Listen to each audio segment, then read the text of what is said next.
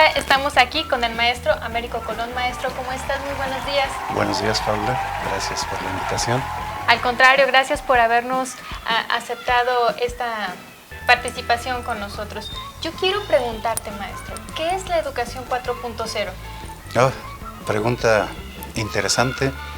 La educación en lo general, haciendo un poco de historia, Paula, la educación en lo general ha estado relacionada con el tipo de industria que hay en la humanidad. Y esto empezó a tomarse en cuenta, a darle esta numeración de lo que acabas de comentar, de 4.0. Por lo tanto, podríamos pensar con mucha facilidad que hay un 3, un 2, un 1, un 0 posiblemente. De los que no tuvimos conocimiento. De los que no tuvimos conocimiento. Y podríamos decir que esa industria cero sería lo que conocemos históricamente, aquello que aprendimos en la educación, en la escuela, en la primaria, en la secundaria, aquello de la edad de piedra, la edad de bronce, la edad de hierro. Y bien, se dice que la industria 1.0 inicia con lo que también conocemos en lo general, y cualquier chico de primaria, secundaria lo conoce, la revolución industrial. Ahí empezaría la 1.0 y es la domesticación de la máquina, el vapor en un principio, y con ello viene luego la banda de montaje con Henry Ford. Luego viene lo que ya en mi juventud y que acabamos de cumplir hace unos días, 50 años de la llegada del hombre a la luna. Claro. Con ello, algo que hemos escuchado reiteradamente es que un teléfono tipo de un chico de secundaria, de prepa, trae más tecnología que el Apolo 11. Qué increíble, la capacidad que tiene una máquina de este tipo, de un smartphone, pues tiene más bytes de capacidad de información que lo que llevaba el Apolo 11. Ahí andaríamos en el 3.0, lo que es la computación, la maravilla que nos causó a los que éramos estudiantes ya de nivel superior en ese tiempo, las computadoras, y luego llega el internet. Hasta ahí andaríamos en 3.0. El 4.0 estamos a partir del 2007, 2010, 2013, empezando a hacer cosas distintas. Y la educación pues nos viene igual con el 1.0, 2.0. En un principio, con el 1.0, para ser trabajador de una empresa necesitaba saber leer, escribir y hacer cuentas. Y era lo único. Con eso era suficiente para ser trabajador de una empresa del vapor. Bastaba con no ser analfabeta. Con no ser analfabeta, ¿sí? Entender un poco las indicaciones que te daban y leer un poco las indicaciones que te ponían sobre un tablero para que hicieras tu trabajo. Muy bien. Luego viene la industria 2.0 con la línea de montaje, en donde vamos a decir que el nivel que se requería era un poco de secundaria, o primaria superior, que le llamaban, que era quinto y sexto de primaria, o secundaria en los países que ya existían. ¿Sí? El 3.0 igualmente se relaciona mucho con la educación y nos piden estudiantes que ya tengan una lógica matemática, que entiendan los sistemas binarios para poder comprender qué hacía una computadora con unos y ceros. Y el álgebra, la trigonometría, el cálculo empiezan a formar parte de la educación, y hoy nos llega la industria y la educación 4.0. ¿Qué es lo que es la manera como los jóvenes aprenden actualmente o como los que inician su educación básica? Bien. La industria 4.0 tiene su calificativo como 4.0 en una feria muy interesante de industria que hay en Alemania y en Hannover. Y esto, al gobierno alemán ve que la industria actual ya no es la de la computadora, ya no es la de los viajes espaciales. Por ejemplo, ya que comenté lo de la llegada del hombre a la luna, pues para nosotros ver aquello fue fenomenal. Yo en ese tiempo trabajaba en la Sierra de Jalisco, en San Martín de Bolaños. Cuando vimos la noticia Era un fenómeno. Recuerdo lo siguiente, Paula, de unos campesinos con los que estábamos viendo aquello y me decían lo siguiente: no es cierto, yo me asomo y no veo a nadie parado en la luna, además no caben. Ay, qué bonito. Sí, Qué inocencia, sí. algo que nos puede decir qué educación estábamos recibiendo y qué educación se necesitaba impartir en las escuelas para entender un fenómeno de ese tipo. Creo que en la actualidad nos está sucediendo lo mismo. No es la educación 4.0, no es solamente que el alumno sepa manejar sistemas digitales, es que entienda qué está sucediendo para poder ingresar a una industria 4.0.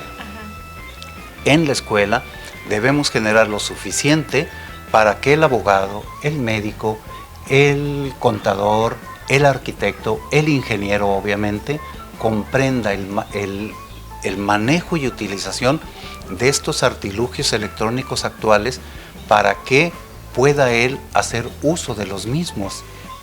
El médico que puede tener un aparato robotizado que le permita desarrollar procesos de diagnóstico a través de, o el abogado, o el contador.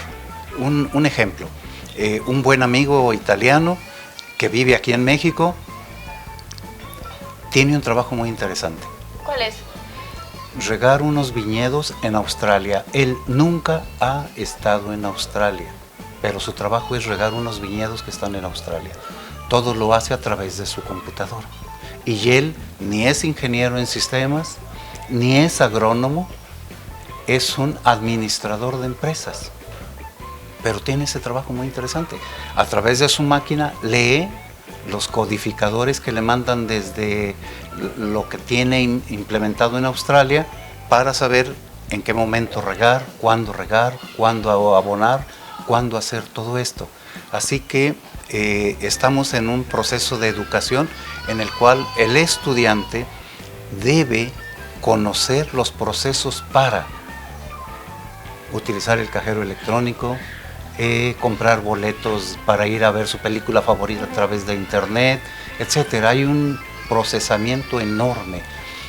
Nos dicen que cuando los mexicanos tengamos más acceso a la banca electrónica, nuestro Producto Interno Bruto podría subir entre 1 y 2 puntos. Eso es muchísimo. ¿Sí?